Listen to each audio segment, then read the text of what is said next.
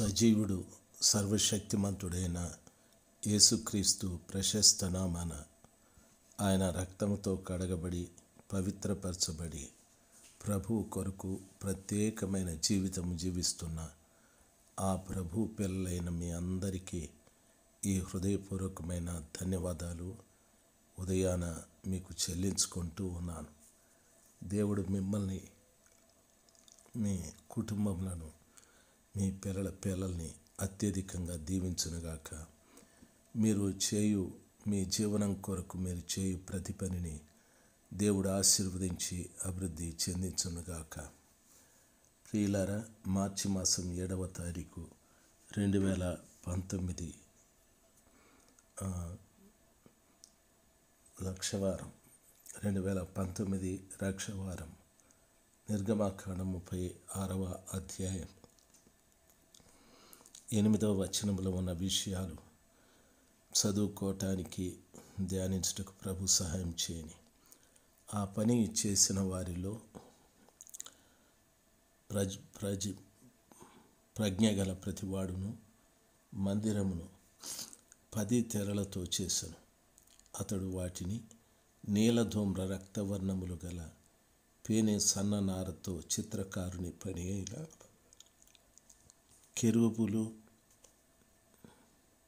గలవాటినిగా చేసెను. మందిర నిర్మాణం విషయంలో వాక్యంలో సెలవిచ్చిన రీతిగా ప్రజ్ఞ కలిగిన ప్రతివాడు కూడా ఆ మందిరం విషయంలో పని చేయుటకు ముందుకొచ్చారు. ఈ రోజున ప్రజ్ఞ కలిగిన వారు, కాస్త తెలివి ఉన్నవారు, కాస్త తెలుసుకున్నవారు అందరూ కూడా మందిరం యొక్క పని కాదు, కానీ ఏ విధం చేతనైనా డబ్బు సంపాదించాలి, పేరు సంపాదించాలి, కూడగట్టుకోవాలి, వాటిని కోట్లలోకి చేర్చాలి అని చాలామంది ఆరాటపడుతూ ఆలోచిస్తూ ఉన్నారు. దేవుని మందిరము విషయంలో చాలామంది నిర్లక్ష్యాన్ని చూపెడుతూ ఉన్నారు.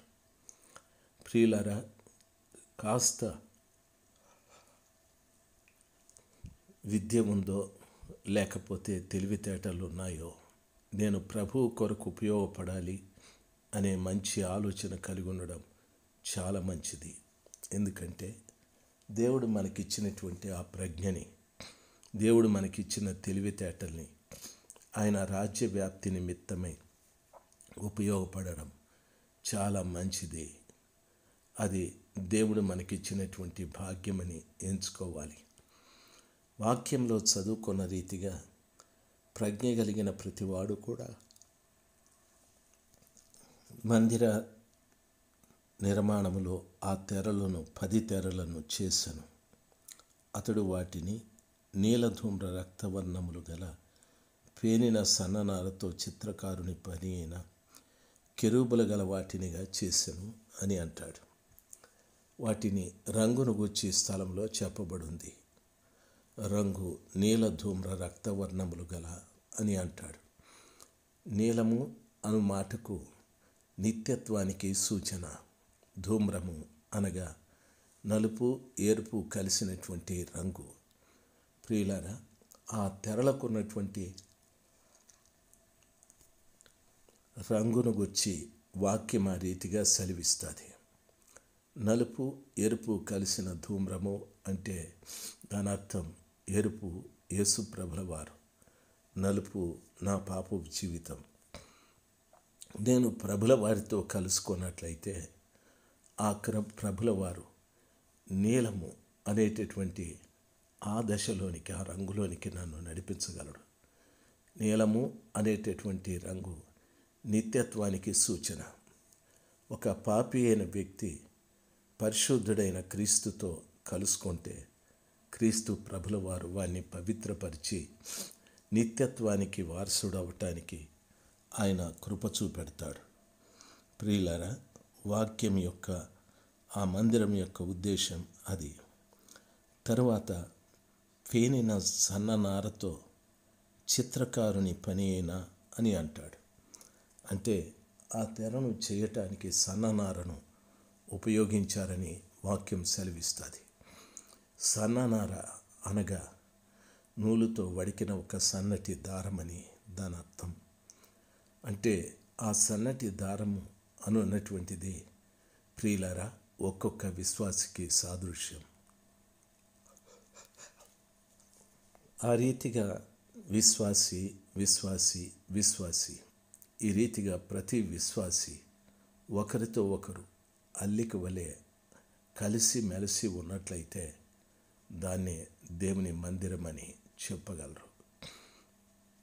విశ్వాసుల యొక్క కలయిక, విశ్వాసుల యొక్క ఐక్యత, విశ్వాసుల ప్రేమ, విశ్వాసుల యొక్క ఆ యొక్క సహవాసము అనేటటువంటిది దేవుని మందిరమై ఉంది. బైబిల్ ఈ రీతిగా సెలవిస్తుంది, ఎక్కడ 2-3 కూడి నా నామమును స్తుతించుదురో వారి మధ్యలో నేను ఉంటానని సెలవిచ్చాడు. సన్న నారలాగా మనము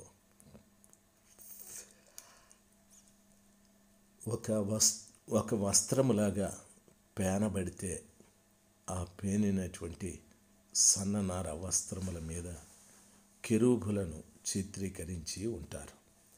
కెరూబులు అనేటటువంటి దాని గురించి గతంలో మీతో మాట్లాడుతూ వచ్చాను. కెరూబులు ఆయన వాహనములని, కెరూబులు బలమైనటువంటి జీవులు అనని. కెరూబులు ఆదికాండంలో జీవవృక్షమునకు వెళ్ళు మార్గమున దేవుడు కాపలాగా ఉంచాడు అని చెప్పాడు. ఆ మందిరపు తెరల మీద కెరూబులను అమర్చి అల్లిక చేసి ఉంటారు. ఆహా, ఆ మందిరపు తెరల యొక్క ఉద్దేశం ఎంత గొప్పది! ఒకటి నీల ధూమ్ర రక్తవర్ణం. ఒక పాపి ప్రభువుతో కలుసుకున్నట్లయితే ప్రభు వారిని పరిశుద్ధపరుస్తాడు. ఒక విశ్వాసి సన్న నార అంటే ఒక్కొక్క విశ్వాసి నారలాగా సన్నటి దారంలాగా మారాలి. ఆ తరువాత దాని మీద ఆ వస్త్రాన్ని ఆ దారముతో అల్లి దాని మీద కెరూబులను చిత్రీకరించాలి. అంటే విశ్వాసి జీవితము ఎంత గొప్పగా మారాలి. ఒక విశ్వాసిని గూర్చి బైబిల్ ఈ రీతిగా సెలవిస్తుంది, మనుషులు కట్టిన హస్తకృత్యములలో నేను నివాసము చేయను. నేను ఏర్పాటు చేసుకున్న ఆలయము మానవ హృదయం అన్నాడు. ఒక వ్యక్తి యొక్క హృదయము దేవుని ఆలయంగా మార్చబడటానికి ఈ రీతిగా ఒక వ్యక్తి తన పాపపు జీవితాన్ని ప్రభు దగ్గర ఒప్పుకోవాలి. ప్రభు తన రక్తంతో కడగాలి. అతన్ని నిత్య జీవమునకు వెళ్ళే ఒక వ్యక్తినిగా ఆయన వారిని సిద్ధపరచాలి. ఆ తరువాత కృపగలిగినటువంటి దేవుడు ఆ వ్యక్తిని తన ఆత్మతో నింపాలి. అంటే ఆ వ్యక్తి ఐక్యత కలిగి ఉండాలి. సంఘంలో ఉన్న విశ్వాసులందరూ కలిసిమెలిసి ఉండాలి. ఆ వ్యక్తులు కెరూబుల లక్షణాలు కలిగి ఉండాలి. ఆ సర్వశక్తిమంతుడైన దేవుని యొక్క ప్రణాళిక మేరకి ఆ రీతిగా మనము చేయగలిగితే, మార్చబడగలిగితే దేవుడు ఖచ్చితంగా ఎంతో ఆనందించగలడు, సంతోషించగలడు.